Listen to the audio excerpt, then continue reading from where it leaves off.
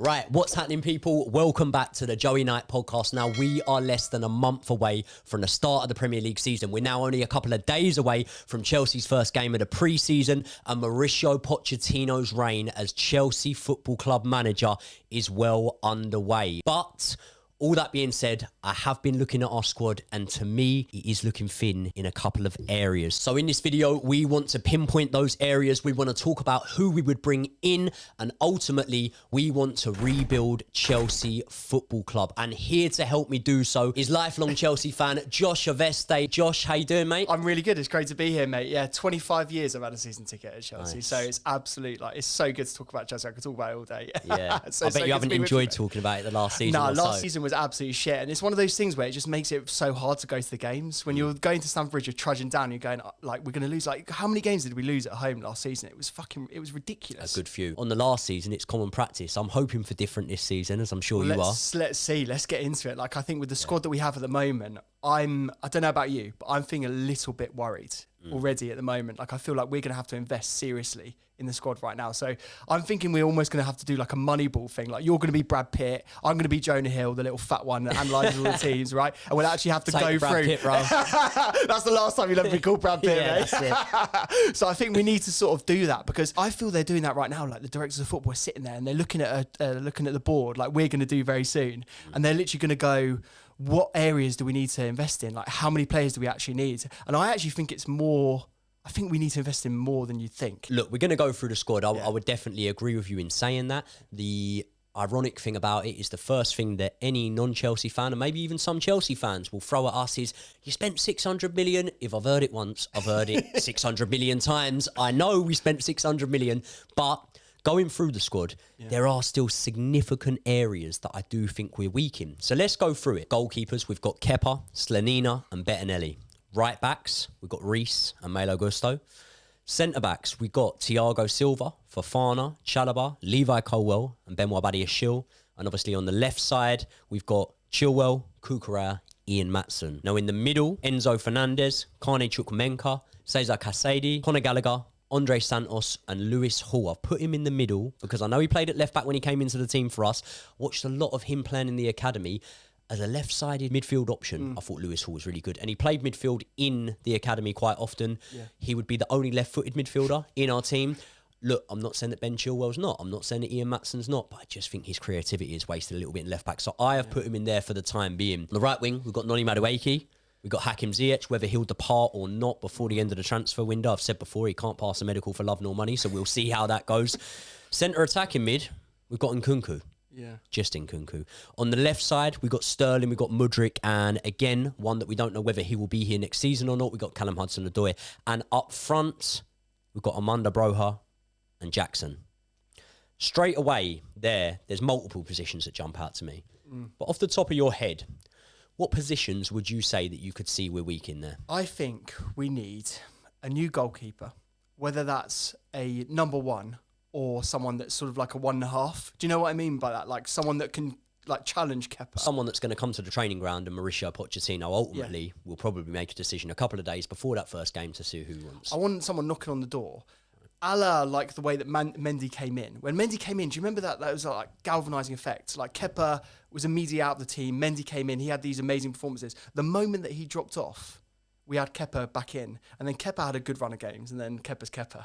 So, and that's what I mean when I'm talking about a new goalkeeper. I almost think we need to have a good backup for him, because I feel that Kepa's got that. I feel like he's got a mistake in him, and I'm worried about whether he's just a football playing goalkeeper or an elite goalkeeper. And I don't just want a football playing goalkeeper. Anyway, we're getting too far into goalkeepers. So the first position that we will have up on the board now is the goalkeeper position. Yeah. Where else on the pitch are you looking at? I'm gonna put it out there. I think our defence is solid. I don't think I need to ask you this question. Go on. Central midfield. Do we have one? Do we actually have do we have a DM right now in the squad? No. If you're saying we don't have a DM at all and we're going to play with two holding midfielders, Enzo, for me, I don't know what you think about Enzo, but I think Enzo's almost better going forward. I almost want to put Enzo in number 10 and see how he does. He's just that good. So it's you either play with a proper 6 and then you have 2 8s around them, or you have 2 half-decent holding midfielders. Enzo can play there, but I think he is wasted. So I think you need to buy 2 DMs. I never really saw Enzo putting a tackle in. I never saw any side of Enzo's game where I would compare him to a Kante, a Makaleli, those sort of players that we've seen in that central defensive midfield role before. What I saw from Enzo was he helped the game tick over perfectly. And maybe it's one of the things that when you're in the stands, you see a little bit more, maybe on the TV where he might be off screen, you don't see it as much.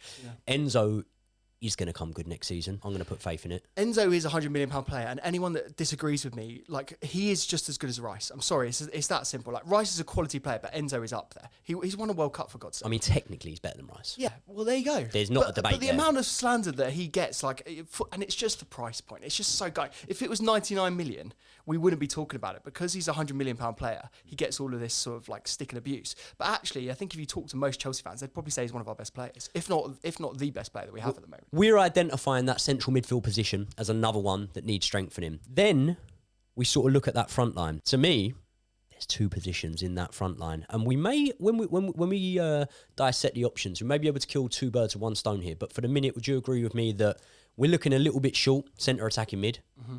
We're also looking a little bit short on that right hand side because we've said we've got Madueke and Ziyech there. I don't think there's any certainty that Ziyech stays. Even if he does stay, I don't think there's any certainty he plays. As a Chelsea fan now, nothing against the fella, I wouldn't want to see him in the lineup. I've written him off, mate. I don't even think about Ziyech anymore. Just as if I don't think about Mason Mount or Havertz or all of these guys that have gone. Like, he's out of the door. Like, he's had, how many bloody medicals has he had? Like, how many moves has he had? I mean, like, I was ready to drive him to Paris. So for me, like, I'm not even thinking, he's out of my team. I haven't even got him in the squad. No, well, that's music to my ears because I don't want him in there either. So we're agreeing. We've got centre attacking midfield, could do with a bit of bolstering. Yeah. And right wing. Last position on the pitch, number 9. Is that for you a position that needs strengthening? 100%, yeah. 100%. Like, I have absolute faith that Broja is going to be the man this season. Like, I completely believe it. I've rated him for so long. Why do non-Chelsea fans not rate him? I don't... Because I get this reaction a lot on my social media when I've said anything about him under Broja. Everyone has said the same thing to me. Why do you rate him? Whatever. And I'm like, I don't want to be one of these people who go, well, if you're at the matches. But honestly, like in the stadium, you see that is one player that when other players in the team, Ziyech, you know, I can name a few, Jorginho when he was here, even Kai Havertz to an extent, when they're not busting a gut, you've just got an absolute workhorse running up and down. Him and Gallagher, they're the only two that I'm like, right, okay, good, yeah. I almost like shed a tear when Haaland went to City because I knew what he was going to do there. Like, you just know that he's going to grab a game by the scruff of the neck. He's going to, like, batter some central defenders and almost just, like, steamroller them. Like, and I don't think, like, can you think of a striker that we've had in, like, the last 10 years other than Diego Costa that is actually going to go out there and just steamroller a centre-back? No. I can't think of any. I can't think of more than 3 in the last 25 years. There you go. We've had Costa, Drogba, Hasselbank. That's it. That's it in terms of that profile that you're talking about there. And so Broja, for me, is the kind of guy that will literally, like, you can do those vertical balls where Cole will you know, bust the defence, split the lines. You know, Broja either turns a defender or runs through him, which he did. I remember there was one game, I think it was Brentford last season, where he was against Ben Mee. I know exactly what you're on about, He turned him inside out. Like I've never seen a striker on defender mismatch like that. That was just ridiculous. And like that's just Broja versus Ben Mee. Ben Mee's a half decent defender. He's all right, and he just teared him apart. And we haven't had anyone like that for a long time. So I almost think that Broja is going to be the number one. And then Jackson's kind of a guy where we don't know how good he is. Like, we've got no idea. He's done it in Spain. Again, the perception you get online, I've got people on my every social media profile, on my YouTube, Jackson, and I'm like, look, I think you're telling porcupines if you're telling me that you've been watching Jackson since he got his debut. You've watched Jackson in the last 4 months, and probably you haven't even watched him in the last 4 months. You've watched the compilations on YouTube. Yeah. I hate to break it to you, anyone can look good on that. That's not me doubting Jackson, but it's me saying at the minute, for me, it's got to be Broja there. But we are saying that we would still look at reinforcement in that position. What do you think the 2 most important positions on that field that we address? I almost think that the 2 midfielders are the key ones. Because I feel like you've got enough depth in the winger and the centre attacking mid formation to be able to kind of like cobble together a squad. Because basically Gallagher could play in number 10. Yep. Enzo could play in number 10 if we were really screwed. So I almost think the 2 centre mids are the key ones because I look at them right now and I'm just going like, where is the depth in that area? Yeah. And I'm really scared. Let's go on to discussing the exact positions then. So Goalkeeper, straight away, it's obviously one that I would agree with you on. Whether someone comes in for Kepa, whether someone comes in to battle it out with Kepa, one thing that I do know, Slanina went straight out on loan last year. I could see him doing the same again this year. Very young, inexperienced. I could see him going and getting minutes in maybe the Bundesliga, somewhere like that. So I think, again, when we speak about players that are going out on loan, that could possibly be one. Yeah. And that means that we will need to get someone through the door. Who have you got in mind for the goalkeeping position? I've got 3 options for us. I've got one that's realistic, I've got one that's ridiculous, and I've got one that's sort of like a safe pair of hands, but is one that I would say is more of like a boring pick, right? So the one that we're being linked to at the moment is this Georgian goalkeeper. Pronunciation is going to be absolutely meh, but it's like Mamashvili. Right? Plays for Valencia. He's 22. They're saying that he's the kind of guy that can come in and challenge that, like almost like Kepa 1.5. He can come in, he's young, he's got that ability with his feet, he can actually he can challenge Kepa basically. So I think that's the sort of one that fits the age profile, fits the fact that we don't know anything about him, because that's what all of these players are like. And actually I'm kind of happy that we're kind of going for players like that now, rather than going for players that have made it somewhere else and are like, oh, are we sure they can do it in the Premier League? They're on high wages. Let's sign this kid. If he's shit, he can be a number 2. Of course. And we just play it from there. So that's my first one. Right. I think that's almost the one that we'll probably end up with. Yep. Right. The second one, I don't know if you saw this, Donnarumma. No. Did you see any rumours about Donnarumma? So basically, Not seen the Donnarumma rumour. Here we go. So I'm about to breaking news for you. Right. Here we go. Well, basically, PSG are interested in Kepa As a 2. as a number 1. So is there a scenario where Kepa goes to PSG, Donnarumma goes the other way? I hope so. Would you take it? Yeah, of course I would. Of course I would. He's a proper goalkeeper though. Like, yeah. I don't. What they're saying is that Donnarumma isn't a goalie with his feet, and that's what they're worried about. So they're almost going the opposite way of what we're going. But is Kepa a goalie with his feet? Yes, he's much better. Well, he's not a goalie with his hands, is he? No, but he's also not a great goalie with his feet. So what I'm going to put into that is like, all right, when I look at Alisson switching a ball, you know, one of my picks would have been David Raya. When I look at him, just literally, ball comes back to him and he spots the winger running straight away and he just switches the ball perfect to his feet on the run. It's like a playmaker playing that ball, yeah? When I look at that and I look at teams doing that, like Brentford, like Liverpool, obviously, like City at times, I'm so envious. But here's the thing, right?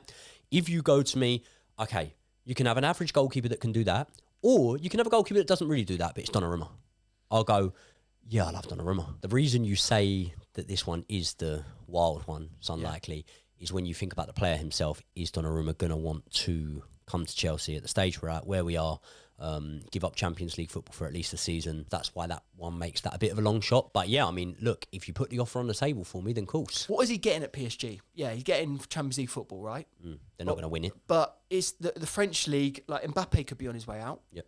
That team is going to basically evolve from like a Galactico team. They're almost doing like what we're doing. They're going to have to go down that path. They're going to get rid of all the Galacticos and they're going to build more of a team. And actually, that's maybe how they end up winning the Champions League. So the third one. Yeah. Who have you got? So this is a really rogue one, right? Keylor Navas. He's another goalkeeper at PSG. He was playing at Forest last year. Did all right. Every manager that's ever had him said he's one of the best trainers you're ever going to have. He's a model professional and he's very good with young players. Like apparently he was really good with like Henderson and the other goalkeepers at Forest even. And everything that I hear about him, like from the squad, from people that know him, like he's a quality player to have in the dressing room. I think that's a good option. David Raya, not an option for you? I like him. I just don't know. I don't know if he's like a Champions League level goalie. What do you think? You've been quite vocal about liking him. Listen, I think he's decent. Yeah. I think that there's a reason why he's ahead of Kepa in the national team pecking order. I think that what a lot of people throw at me is they'll go, well, he's an inch smaller than Kepa, he's the same height. Height doesn't mean everything. Height doesn't mean everything. I've seen plenty of goalkeepers that aren't the tallest in stature that are better than ones that are. It doesn't mean everything, okay? Yeah. What I would say is, I would say shot stopping around the same level as Kepa. There's nip and tuck in it for me. There's not a massive amount in it. And what I would say is when I am desperate to see us progress the ball up the pitch quicker this season, he's a good option for that because he is someone that can get the ball back to his feet and switch it straight away and get it straight up the pitch.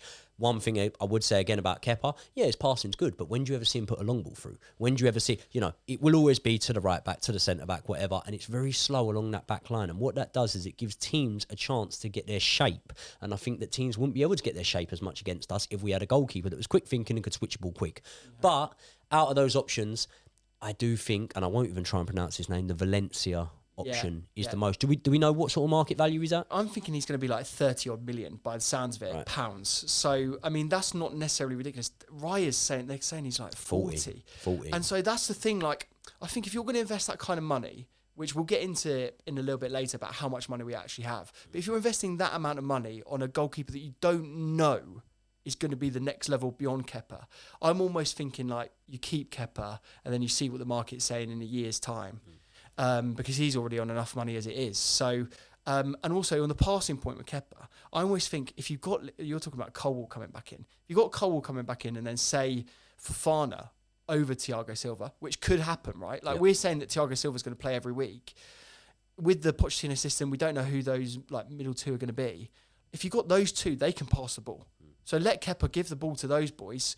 You got the wing backs. We know how good those are in terms of passing the ball. So they're the out ball. Enzo and another midfielder coming in. I don't think you need someone that's going to be lumping it. And maybe we don't end up even playing that way, where we're sort of doing big long balls from the goalkeeper. Because does it work in modern football? I'm not sure. So I'm almost like, do you save your money in this position and then invest that in somewhere else, like in midfield, or go crazy for a striker? So what we've gone with there is we've signed a goalkeeper and we're pretty much saying he's going to battle it out with Kepa. Yeah. Defence is fine. Straight away into that central midfield position. So I'm saying now, I'm thinking that the likes of Cesar Casadei, Carney Chukwuemeka may both go out on loan. I think Andre Santos will stay from what we're hearing within the club, and it's music to my ears. It's something that I do want to hear. He will be in and around that first team, given opportunities. I do want to see that. Gallagher, workhorse, fits a Pochettino profile of what he might want from a player very well. I think that his end product might need a little bit of fine-tuning, but I think people go a bit harsh on Gallagher. I think he's a good option to have in there. Lewis Hall is another one that I wouldn't actually send out on loan. I'd have him in and around there because I think as a left-footed option, I think that's something that coming off the bench could be really vital. I would agree with you. We need two names in there. And it is no secret that Chelsea are very much interested and long-term admirers of Caicedo. However, we're looking at around 80 mil for Caicedo. Say we get the goalkeeper that you said about, what is his name? Mamashvili.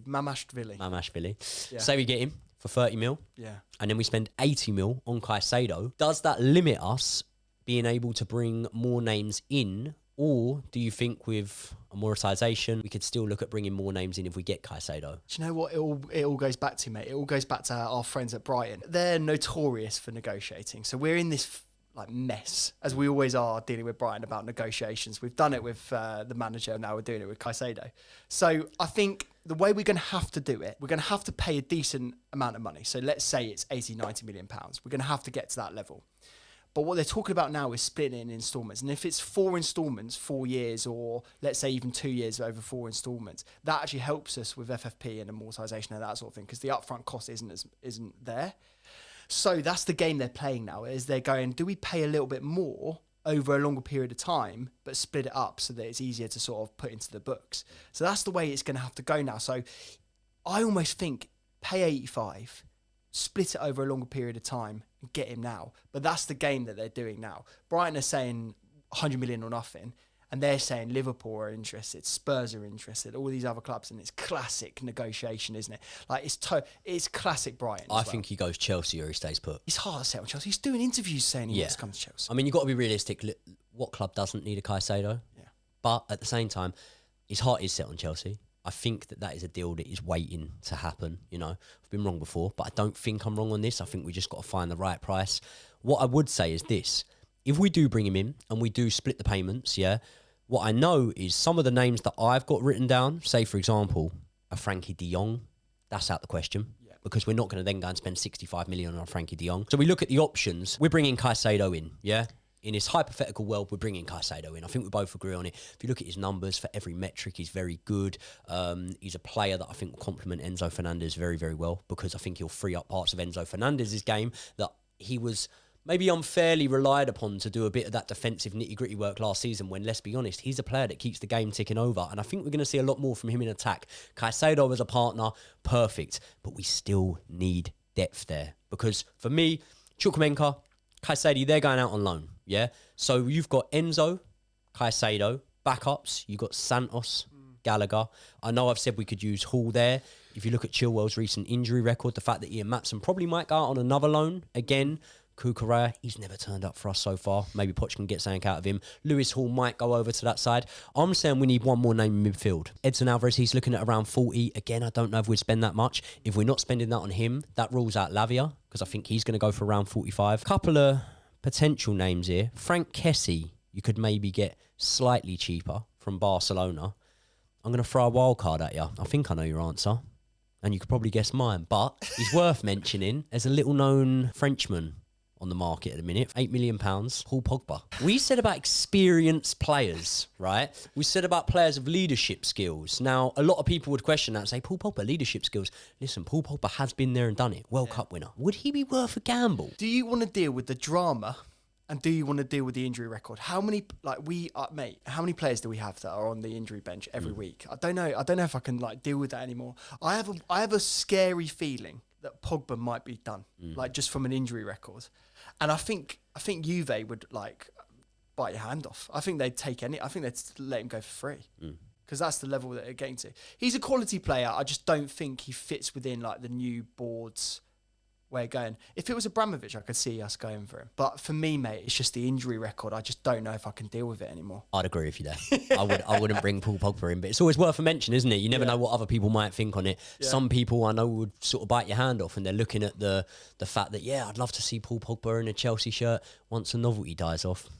Don't know. I've got two more names. Go on. So the obvious one, the one that everyone's talking about at the moment, is another under-21 player. He's just torn it up in the Euro under-21 Championship. Plays for Spain. His name is Gabri Veiga. He's another player that everyone on Twitter will say, I've watched loads of. I know all about him. He's a quality player. But I've done some research. I've looked at the stats. He's a quality player. He's in the top 15% for progressive carries, for carries into the penalty area, and for take-ons, right? So he's the kind of player that is more moving the ball forward. He's not necessarily a holding six, but he's a kind of player that sort of is moving the ball on. And he's 20. Yep. So I almost think when we're talking about these names, I almost think you've got to go back to the thing. It's not going to be big names anymore. It's going to be names that we've barely heard of, but are tearing it up in the under-21s. And I almost think he's the age profile and he's the quality that might be a year beyond a Cassidy. Yep. So maybe he can come in as a sort of a fourth choice as an option. The other wild card I've got is Eze from Palace. How much is he going to cost? I don't know, but it's Palace. I feel with Palace, I feel like they could be open to a bid of 30, 40 million. Listen, I've spoke recently on the podcast about the fact that I rate Eze big time. Yeah. But if we're going to pay something around 40 million, I think Lavia. If you look at Southampton now, Lavia's going. He's not playing Championship football next season. He's had a taste now and he'll want to stay in that league. So I think he's going. If I was going to pay that sort of money, what about Veiga? How much is he costing? Apparently about 30, 40 million again in that sort of price range. So it's not going to be ridiculous money. And that's the kind of players that we're going for now. And we're looking at all of them. And the one thing I would say is all of the options you've just named under the age of 23. You look at everyone in our midfield at the minute under the age of 23. Do we need a more experienced head in that midfield? Paul Pogba? No, I'm joking that. No, do we need a more experienced head in that field? I'm not sure, but the ones we're linked to, it's not. Ultimately, who would be your pick in there? I think it's so tough, but I would go purely on the rumours and purely on all of the speculation. I would go for this kid Veiga. Yeah. I'd agree with you there. Midfield now, we're putting Caicedo and Veiga. And now, here's where we move into that forward line. I'm going to say right now, I think that we're both just going to keep this quite simple and agree on the same player, aren't we? We need to address right wing. We need to address centre attacking midfield. It's Cherky, isn't it? It's just Cherky. People keep saying he's Hazard Mark II, and I hate that because the amount of pressure. How many times have we heard this guy's going to be Drogba Mark II, this guy's going to be Lamps Mark II? Lockdown Pulisic was Hazard Mark II, wasn't he? Yeah. And then Pulisic the fans came back and his skill went. He shouldn't be anywhere near Hazard Mark II. But this guy, all of the stats, all of the French journalist, Julien Laurens was saying he's a quality player. He has got the potential to be that Hazard level. And it's all about potential. That's what you can never go off these days, isn't it? It's look at how well they're playing. For me, I think he's done 3 or 4 seasons in Liga, and he's 19, going on 20. Yeah. It's just, for me, the only thing I'm going is, does he need one more year? Like, does he need one more year at that level to then progress into the Premier League? Because the step up from him now is going to be massive. But that's you looking from a personal aspect. If we're looking at it from a selfish aspect, as Chelsea, do we give him that one more year and potentially bank that we could get him then? Do we sign him and loan him out? I don't know. I think I would go straight in from now. I think the versatility is shown when we're looking at the fact that, okay, we've got Noni Madueke. We don't want Ziyech near the team. Right wing, he can play. Centre attacking midfield, he can play. Conveniently for us, Nkunku can do both of them as well. Yeah. I think that's the most sensible option. And I think we keep it short and sweet there. 38 million. I think the number 9 position does need addressing. But I also think that if we were to bring in the players we've just mentioned there, yes, you might still ask the question, okay, where are the goals coming from? You look at Arsenal's system last season, it got them second place. They didn't have an all-out number 9. And maybe we could play in that way. But I think if we look at the option of number 9, the only one I've really got written down here, and maybe this is my lack of going into the links that we've had with other players, but I've got Vlahovic written down. Now, it's been quoted today in the press that Juve would potentially look at taking Romelu Lukaku and then want something around, 21 million for Vlahovic? Yeah. If we could do that, and we could spend 21 mil and offload Romelu Lukaku, look, from a business standpoint, people are going to go to me, you can't make a loss on a player that you spent 90 odd million on. I get that. But as a fan, as someone that's not involved with the business side of the club, if we could offload Lukaku and get him in for 20 million, I'm saying that's a bit of a no-brainer. You just take the punt on him. I almost think like that's kind of like a ridiculous deal, isn't it? I almost feel that that's too good to be true. It can't actually happen. Like 20 million plus Lukaku, I can't actually see it happening. And then you're seeing all this stuff with Lukaku carrying on about his Inter or nothing, and he wouldn't go to Juve. We've already kind of heard that earlier in the summer, where we're like, he's going, I don't know if I even want to go. And I just feel that Lukaku's going to be carrying on. I think he might push us to go to Inter. When he says he's Inter or nothing, though, what do you mean or nothing? You're under contract. This is the thing. He's either going to come back, and imagine, mate, if he came back, damaged the squad. That is toxic at Cobham. Yeah. You don't need that. And you don't need that. You don't want to send him to train with the kids. You don't want that leaking down. We got to get rid of him. But I don't think, I think, all right, fair enough. You turn down the Saudis.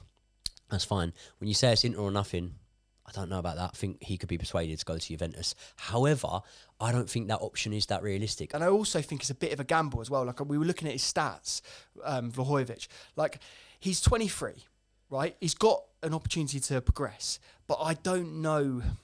I am worried he's in Morata territory. And can he do it in the Premier League? He hasn't necessarily ripped it up in Italy. And I feel you need to be finding players that are tearing it up in Italy to make a difference. So yeah, I'm unsure on that. And I don't think it's realistic. So I almost think I think this is one of those ones that it makes a good headline, but I don't know how feasible it actually is. I think for me, we leave that position in the knowledge that if we can sign Cherky, we know that we can put in Nkunku there at times. We're back in Broha. We're looking forward to seeing what Jackson has.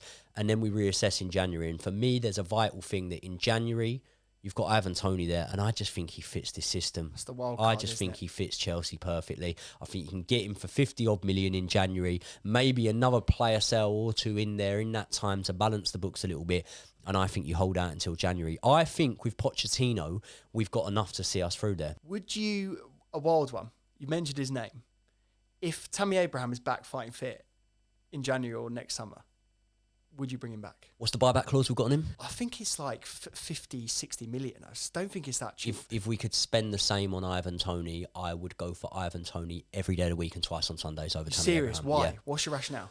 I think he's a better player. Do you? I think he's a better player.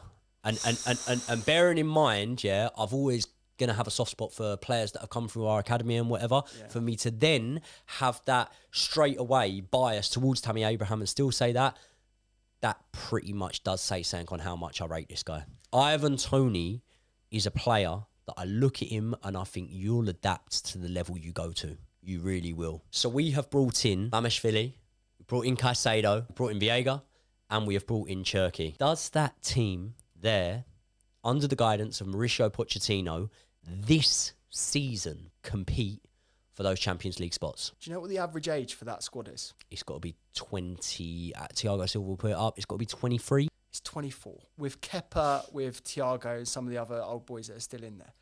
24, mate. When have Chelsea have an average age of 24 in the squad?